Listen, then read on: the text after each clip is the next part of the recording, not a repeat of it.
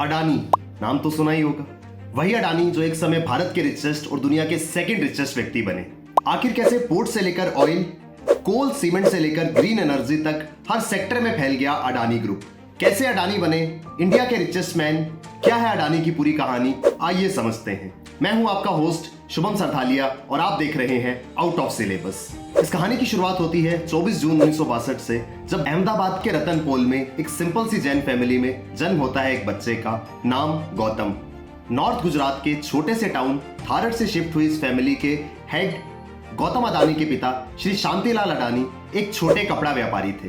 गौतम अडानी ने अहमदाबाद के उसी सेठ चिमनलाल नागिनदास विद्यालय से अपनी पढ़ाई पूरी करी, जहां से साइंटिस्ट विक्रम साराभाई, जायडस ग्रुप के पंकज पटेल और टॉरेंट ग्रुप के सुधीर मेहता भी पढ़े हैं। गौतम अडानी ने अपनी स्कूलिंग के बाद बीकॉम की पढ़ाई तो शुरू करी, मगर उसे बीच में ही छोड़कर साल 1978 में वह छोटी सी आयु में काम की तलाश में मुंबई आ गए।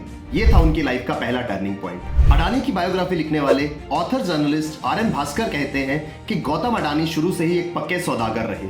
अपने बिजनेस की हर बारीकी को समझने वाले गौतम अडानी ने हर अपॉर्चुनिटी का भरपूर इस्तेमाल किया। मुंबई आकर वे डायमंड सॉर्टिंग का काम करने लगे और मात्र 2 साल में उन्होंने अपना खुद का डायमंड ब्रोकरेज बिजनेस शुरू कर लिया। बड़े व्यापारियों के साथ उठना बैठना, उनके तौर तरीकों को समझने के लिए गौतम अडानी ने जो संघर्ष किया, उससे हम सभी को बहुत कुछ सीखने को मिलता है। भास्कर बताते हैं, मुंबई से उन व्यापारियों के साथ अहमदाबाद आने के लिए गौतम अडानी सेकंड क्लास का टिकट होते हुए भी उनकी कोच में बातें करते हुए सफर करते थे और कई बार देरी हो जाने के कारण उन्हें फर्श पर भी सोना पड़ जाता था। But it was all worth it. इस सफर में उन्होंने बिजनेस की वो बारीकियां समझी जिसने आगे चलकर उन्हें कामयाब बनने में मदद की। रिस्क टेकर गौतम अडानी की जिंदगी में दूसरा टर्निंग पॉइंट तब आया जब 1981 में उनके भाई ने एक प्लास्टिक यूनिट परचेज किया और इसके ऑपरेशंस को हैंडल करने के लिए गौतम अडानी को वापस बुला लिया। अपने भाई के साथ काम करने के लिए गौतम अडानी वापस अहमदाबाद लौटे और उन्होंने पीवीसी को इंपोर्ट करना शुरू किया। अडानी शुरू से ही रिस्क टेकर रहे हैं। जिस जमाने में लोग 20 टन माल इंपोर्ट करने के लिए भी सोचते थे, उस समय गौतम अडानी ने सुपर क्वांटिटी में माल इंपोर्ट करके पूरी की पूरी मार्केट को डिसरप्ट कर दिया। ये दौर था लाइसेंस राज का। हर काम के लिए लाइसेंस परमिट सिस्टम को फॉलो करना होता था। इस सिस्टम को समझते हुए 1985 में Gautam Adani small scale industries के लिए पॉलीमर इंपोर्ट करने लगे और ये बना उनका ग्लोबल मार्केट का एंट्री पास। ये था उनके जीवन का तीसरा टर्निंग पॉइंट और 1988 में उन्होंने अडानी एक्सपोर्ट्स की शुरुआत करी। अडानी के बारे में कहा जाता है कि वो किसी भी धंधे में तभी हाथ डालते हैं जब उस सेक्टर में उन्हें टॉप 3 मार्केट लीडर बनने की संभावना नजर आ रही हो। यही अडानी एक्सपोर्ट्स आगे चलकर अडानी एंटरप्राइजेस बना, जो अडानी ग्रुप की होल्डिंग कंपनी है।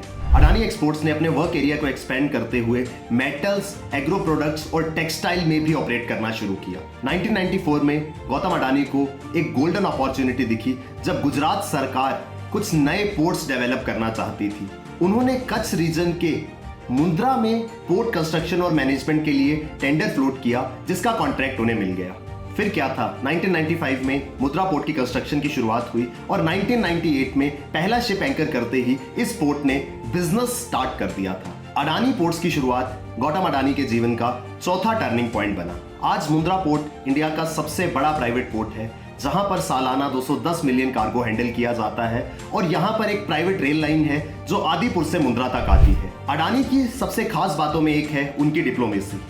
उन्होंने चाहे ब्यूरोक्रेसी हो, चाहे पॉलिटिकल लॉबीज, सभी के साथ मिलकर काम किया। चाहे गुजरात हो या राजस्थान, झारखंड, छत्तीसगढ़ या वेस्ट बंगाल, हर स्टेट में अडानी ग्रुप के प्रोजेक्ट्स चल रहे हैं। गौतम अडानी की इस रैग्स टू रिचेस की सक्सेस स्टोरी के कुछ स्टैट्स पर नजर डालते हैं। साल 2006 में अडानी ग्रुप इंडिया का सबसे बड़ा कोल इंपोर्टर बना। 2008 में अडानी ने इंडोनेशिया की बुनियो कोल माइंस में इन्वेस्ट किया। 2009 में अडानी ग्रुप ने मुंद्रा पोर्ट में अपने थर्मल पावर प्लांट से पावर प्रोडक्शन शुरू किया, जिसमें इंडोनेशिया से लाए हुए कोल का इस्तेमाल किया जाता था। अडानी पोर्ट्स एंड एससीजी आज देश भर के 6 स्टेट्स में 10 पोर्ट्स, 45 बर्थ और 14 टर्मिनल्स को ऑपरेट करता है। इतना ही नहीं, आज अडानी ग्रुप के पास खुद का ड्रेजिंग फ्लीट भी है, जिसमें 19 बड़े ड्रेजर्स हैं जिनका काम पोर्ट के आसपास सी बेड की गहराई को मेंटेन करना है और पानी में से मलबा वगैरह हटाना है। फॉरेन फर्म्स के साथ कोलैबोरेट करते हुए अडानी ने स्ट्रॉन्ग बेस वाली कंपनीज डेवलप करी।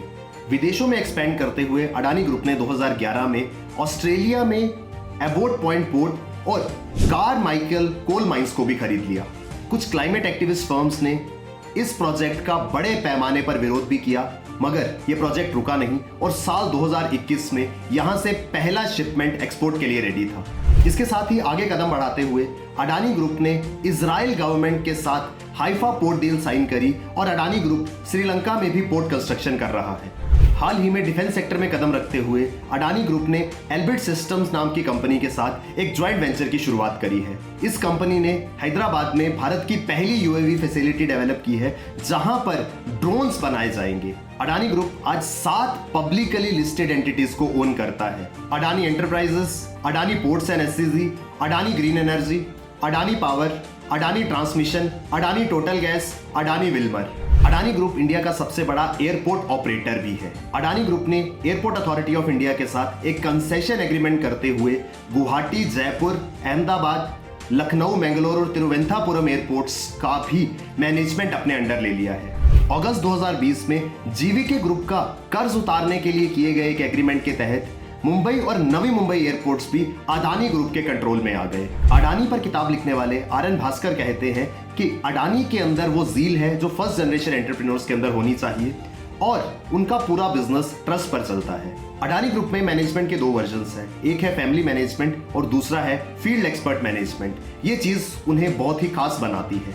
आज Adani group port management, power generation, transmission, renewable energy, mining, airports operation, natural gas, food processing और इंफ्रास्ट्रक्चर में भी डील करता है और कई सेक्टर्स में ये टॉप 3 में आता है, जिस वजह से अडानी ग्रुप का टोटल एनुअल टर्नओवर $23 बिलियन का है। ओवरऑल हम ये कह सकते हैं कि एक मिडिल क्लास फैमिली में जन्म लेने वाले गौतम अडानी ने अपना बिजनेस एम्पायर ग्राउंड जीरो से शुरू किया, जिस तरह के रिलायंस फाउंडेशन के श्री धीरूभाई अंबानी ने किया था। तारीफ करें या बुराई, लेकिन गौतम अडानी की इस सक्सेस जर्नी को हम इग्नोर नहीं कर सकते।